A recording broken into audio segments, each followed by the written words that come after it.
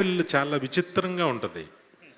First అంటే తను ఎవరితో జర్నీ చేసినా సార్, తెలుగులో ఫస్ట్ సినిమా ఫుల్ ప్లెజ్డ్గా రాసింది ఫస్ట్ నా సినిమాయే.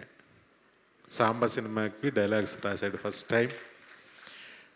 ఒక గవర్నమెంట్ ఎంప్లాయీగా స్టార్ట్ అయ్యాడు.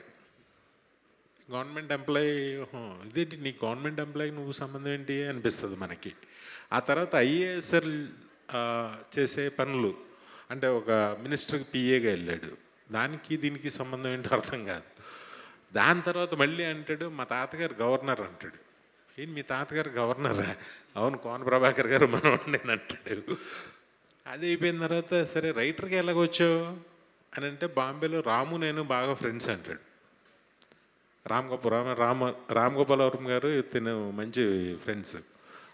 రైటర్ ఎలాగయ్యో అంటే రాము గారు ఏదో పాట రాయమన్నాడంట ఆయన.